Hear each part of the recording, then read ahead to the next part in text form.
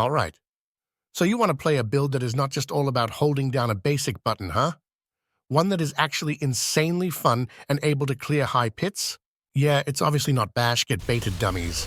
I've been using it to blast through tier 115 without elixir of holy cringe and speedrunning tier 119 using it.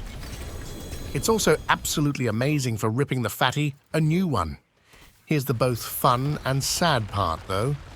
I'm not a famous streamer, meaning I've found ways in my gear that would easily double my damage, taking this build well into the 120s without the cringe as fuck elixir. But you can only brick so many items and craft so many elixirs until you lose your sanity. Anyhow, let's talk about how the build works. The main damage in this build comes from scaling the Gushing Wounds key passive. By grabbing a shit ton of crit chance and crit damage, the scaling goes through the roof. On top of that, you're also able to scale bleed even further via the Hemorrhage legendary node, scaling via vulnerable damage. We're not using any bleed skill in this build, so how does that work? Well, shit son, it's due to the berserk ripping aspect. By slapping this on a two-hander, our dust devils begin bleeding our enemies to death. But Mr. Paragaming Big Dick Senpai, I've already maxed out my credit card building your previous amazing Whirlwind bleed build. So should I play Whirlwind or Double Swing? Well, that's easy. You use Double Swing for pushing and Whirlwind for speed farming. The damage that this build dishes out goes well beyond what a Whirlwind build can do. This is due to several reasons. Firstly, Double Swing is an actual skill, meaning it actually deals damage. And secondly, we're able to aim our dust devils in this build, which means they don't instantly fuck off to Uganda or whatever when you spawn them. Viewing the skills on my bars, you may also see something out of the ordinary, and that is Rupture. This thing is absolutely massive for this build, and there are 4 reasons to why you should be using this. Firstly, it makes a funny sound. I like the splashing, it's cool. Secondly, you gain 40% attack speed, which boosts both your damage and survivability. Third, you can overpower and gain an additional 10% big dam from the Decimator legendary node. And finally, this build has a massive downside to the Whirlwind build, and that is we can't use a slashing weapon when spawning dust devils. And why is that a massive issue? Well, shit son, we don't automatically generate bleeds. This is solved partly by picking up the weapon expertise, but we're still lacking the 30% extra damage. By setting Rupture to slashing weapon, however, and using it to explode our enemies, we gain this bonus. The Dust Devils can also tick for a bit more damage when using a two-hander. So by swapping to a slashing weapon before shouting, some of our Dust Devils can deal additional damage. Alright, that's the basics. Let's head into the gear and aspects now so you can copy-paste the build and start blasting. Firstly, you see I'm rocking 3 Ubers. So before you head into the comments and tell me to eat shit, you only need one of them, and it's the Granddaddy. This instantly doubles your damage. The other 2 are alright, but not necessary. I'd even say a good ring with the correct stats is better than the Starless Skies, and that is due to us not spending enough fury for our Wrath of the Berserker. So I'm currently trying to replace it. Anyhow, let's start with the helmet. Because other than rocking the Shako, you can use Tusk Helm of Joritz here.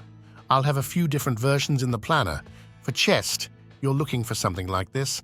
I'm using 1 resistance roll and 1 all resistance to cap out the resistances. The Undying aspect is absolutely mandatory here and is the only reason we are able to survive the high pits. I'd try to hit the masterwork on Imposing Presence here. In case you're wondering why I'm using crowd control duration here, that's due to it extending the challenging shout taunt. Someone said this doesn't work, but it's definitely working for Stagger at least. If you have any better way of testing, let me know. And for gloves, you're looking for these ones. To temper crit damage, you will have to make a rogue character and do it on that one, because Barb doesn't have that temper. Same goes for tempering vulnerable damage. I'm also using the Fierce Winds aspect here to shoot tornadoes out of my butthole along with buffing their damage. And next is the Panties. You'll need 1 armor roll to get armor capped, and I'm using it here. These ones are somewhat bricked though, as I want imposing presence here. Slap on the Iron Blood's aspect for some damage reduction, and you're good to go. I'll show why I have chance to stun here in the skill tree later. And next are my favorite pair of sneakers, Yen's Blessing.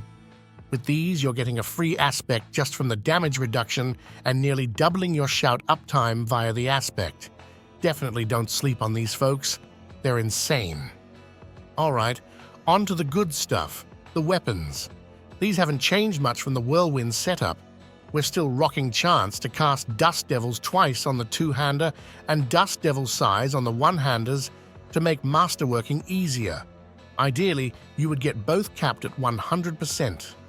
You should, however, look to remove one of the vulnerable rolls for more crit damage here. I fucked up and lost my mind, bricking all my other weapons. For aspects, you're using Berserk Ripping, Windlasher, and Inner Calm. This one is easy to keep up in high pits. Just stand still, and you have yourself a free 30% damage. And of course, Granddaddy, for jewelry, we have a few interesting stats. Firstly, here's my amulet. I bricked this one and punched a hole in my monitor because you want imposing presence here. Since I'm lacking imposing presence here and on my pants, I'm forced to go extremely defensive in the Paragons, which is a bit of a beta move. In any way, try to get crit chance, and these 2 passives for massive DPS increase. Also grab the Devilish aspect here, as it's our main source of Dust Devils. You obviously know Starless Skies by now, but if you don't have it, you should look for something like this and imprint Elements aspect. Here, we also have Bold Chieftains, which is massive for shout-up time. Well, shit, great job, friends. Gear and aspects are now done. I already told you what to use in the weapon arsenal and expertise, but seeing as my average viewer is somewhere in the ballpark of 60 years old, here it is again.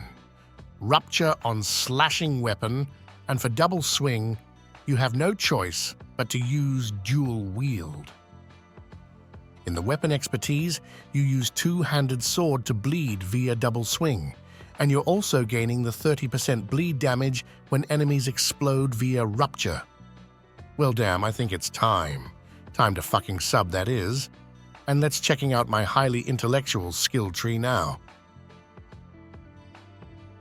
Starting off with the basic skills, they get the usual treatment.